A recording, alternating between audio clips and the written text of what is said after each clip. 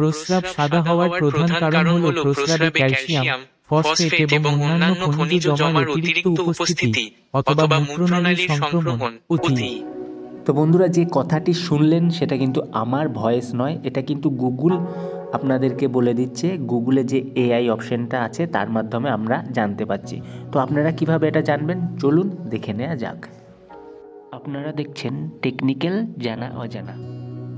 বন্ধুরা, আমাদের এখন টেকনোলজি এত উন্নত হয়ে গেছে যে আপনারা আপনাদের মাতৃভাষা বা যে কোনো ভাষায় যদি কোনো কিছু লিখে সার্চ করেন তো তার ডিটেলস পেয়ে যাবেন, এবং সেটা কিন্তু আপনার ভয়েসে বলে দেবে। আপনি যদি পড়তে না পারেন তাহলেও কোনো অসুবিধা নেই, আপনার কিন্তু সেটা ভয়েসে বলে দেবে।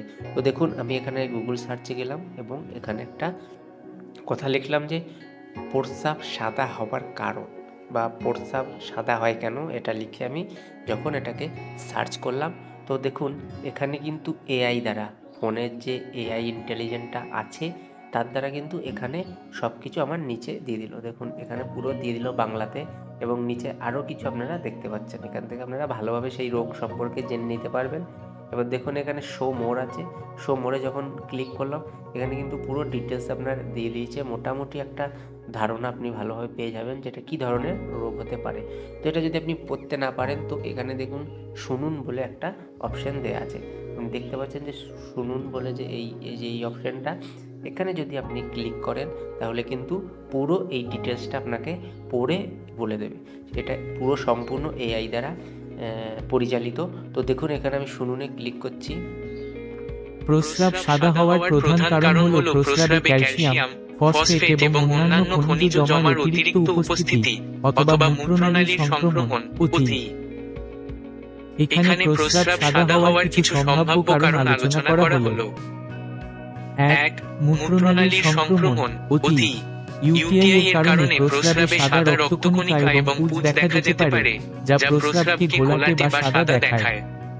তো দেখুন শুনতে পেলেন যে এখানে পুরো সে কিন্তু ভালোভাবে খুব সুন্দরভাবে রিডিং পড়ে বলে দিল যে কী কারণে প্রস্রাবের রং সাদা হয়।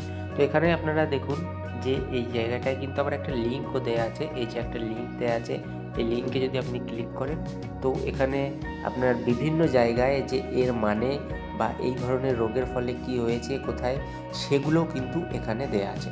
তো এগুলো কিন্তু আপনাকে পড়ে শোনাবে না, আপনি কিন্তু প্রথম যে এআই দিয়ে যেটা আপনার সার্চ করা হচ্ছে সেটা কিন্তু পড়ে শোনাবে। তো এখন নতুন নতুন ফোনগুলোতে কিন্তু অটোমেটিক্যালি এই এআই ওভারভিউটা দেওয়া হচ্ছে, যার মাধ্যমে আপনারা কিন্তু চাইলে সেটাকে পুরো রিডিং পড়ে বা আপনি ভয়েসের মাধ্যমেও শুনতে পারবেন। তো এই ভিডিওটা কেমন লাগলো অবশ্যই জানাতে ভুলবেন না। আরও নতুন নতুন ভিডিওর জন্য টেকনিক্যাল জানা অজানা চ্যানেলটা ফলো করুন। সবাই সুস্থ থাকুন, সাবধানে থাকুন। আবার দেখা হবে পরের কোনো এক ভিডিওতে।